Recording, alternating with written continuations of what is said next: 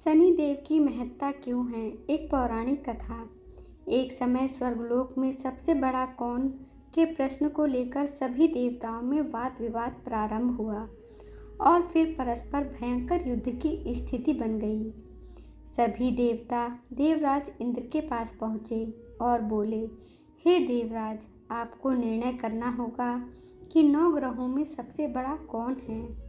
देवताओं का प्रश्न सुनकर देवराज इंद्र उलझन में पड़ गए और कुछ देर सोचकर बोले, हे देवगणों, मैं इस प्रश्न का उत्तर देने में असमर्थ हूँ। पृथ्वी लोक में उज्जैनी नगरी के राजा विक्रमादित्य का राज्य है। हम राजा विक्रमादित्य के पास चलते हैं क्योंकि वह न्याय करने में अत्यंत लोकप्रिय हैं। उनके सिंहासन में अवश्य ही कोई जादू है कि उस पर बैठकर राजा विक्रमादित्य दूध का दूध और पानी का पानी अलग करने का न्याय करते हैं।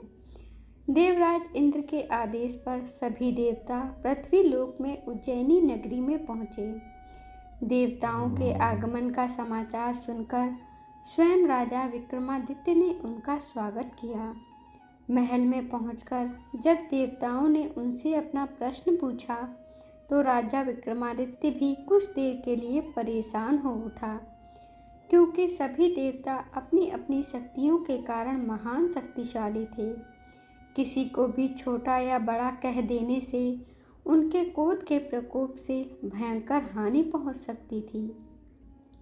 तभी राजा विक्रमादित्य को एक उपाय सूझा और उन्होंने विभिन्न धातुओं स्वर्ण, रजत, कांसा, तांबा, सीसा, रांगा, जस्ता, अभ्रक व लोहे के 9 सिंहासन बनवाए।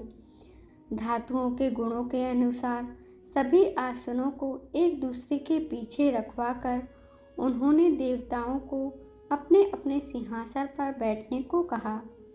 जब देवताओं के बैठने के बाद राजा विक्रमादित्य ने कहा, आपका निर्णय तो स्वयं हो गया।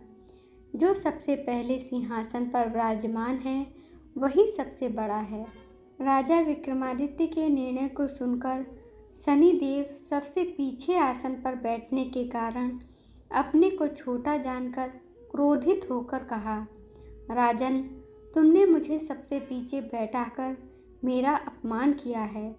तुम मेरी शक्तियों से परिचित नहीं हो।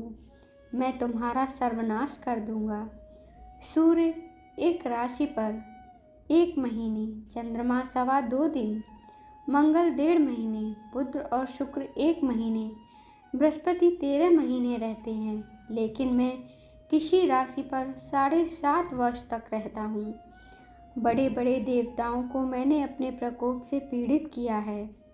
राम को 7.5 के कारण ही वन में जाकर रहना पड़ा और रावण को 7.5 के कारण ही युद्ध में मृत्यु का शिकार बनना पड़ा। उसके वंश का सर्वनाश हो गया। राजा, अब तू भी मेरे प्रकोप से नहीं बच सकेगा। राजा विक्रमादित्य शनि देवता के प्रकोप से थोड़ा भयभीत तो हुए, लेकिन उन्होंने मन में विचार किया, मेरे भाग्य में जो लिखा होगा ज़्यादा से ज़्यादा वही होगा। फिर शनि के प्रकोप से भयभीत होने की आवश्यकता क्या है। उसके बाद अन्य ग्रहों के देवता तो प्रसन्नता के साथ वहां से चले गए, लेकिन शनिदेव बड़े क्रोध के साथ वहां से विदा हुए। राजा विक्रमादित्य पहले की तरह ही न्याय करते रहे। उनके राज्य में सभी स्त्री पुरुष बहुत ही आनंद से जीवन यापन कर रहे थे। कुछ दिन ऐसे ही बीत गए। उधर शनि देवता अपने अपमान को भूले नहीं थे। विक्रमादित्य से बदला लेने के लिए एक दिन शनिदेव ने घोड़े के व्यापारी का रूप धारण किया और बहुत से घोड़ों के साथ उज्जैनी नगरी में पहुँचे। राजा विक्रमादित्य ने राज्य में किसी घोड़े के व्यापारी के आने का समाचार सुना तो अपने अश्वपाल को कुछ घोड़े खरीदने के लिए भेजा। अश्वपाल ने वहां जाकर घोड़ों को देखा तो बहुत खुश हुआ, लेकिन घोड़ों का मूल्य सुनकर उसे बहुत हैरानी हुई। घोड़े बहुत कीमती थे। अश्वपाल ने जब वापस लौटकर इस संबंध में बताया तो राजा ने स्वयं आकर एक सुंदर व शक्तिशाली घोड़े को पसंद किया। घोड़े की चाल देखने के लिए राजा उस घोड़े पर सवार हुआ तो वह घोड़ा बिजली की गति से दौड़ पड़ा। तेजी से दौड़ता हुआ घोड़ा राजा को दूर एक जंगल में ले गया और फिर राजा को वहां गिराकर जंगल में ही गायब हो गया। राजा अपने नगर को लौटने के लिए जंगल में भटकने लगा, लेकिन उसे लौटने का कोई रास्ता नहीं मिला। राजा को भूख प्यास लगाई। बहुत घूमने पर उसे एक चरवाहा मिला। राजा ने उससे पानी मांगा।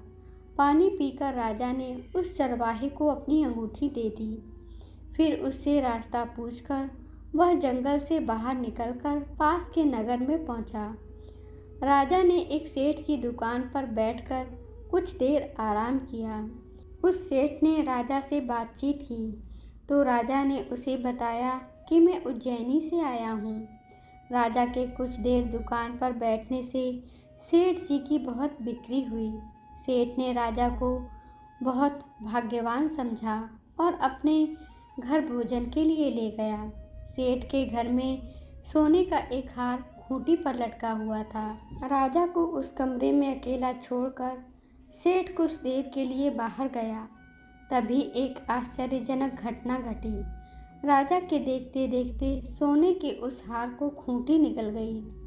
सेठ ने कमरे में लौटकर हार को गायब देखा तो चोरी का संदेह राजा पर ही किया, क्योंकि उस कमरे में राजा ही अकेला बैठा था।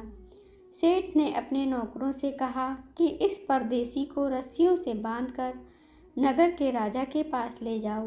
राजा ने विक्रमादित्य से हार के बारे में पूछा तो उसने बताया कि उसके देखते ही देखते खूंटी ने हार को निगल लिया था। इस पर राजा ने क्रोधित होकर चोरी करने के अपराध में विक्रमादित्य के हाथ पैर काटने का आदेश दे दिया। राजा विक्रमादित्य के हाथ पांव काटकर उसे नगर की सड़क पर छोड़ दिया गया। कुछ दिन बाद एक तेली उसे उठाकर अपने घर ले गया और उसे अपने कोल्हू पर बिठा दिया। राजा आवाज़ देकर बैलों को हाँकता रहता। इस तरह तेली का बैल चलता रहता और राजा को भोजन मिलता रहता। शनि के प्रकोप की 7.5 पूरी होने पर वर्षा ऋतु प्रारंभ हुई।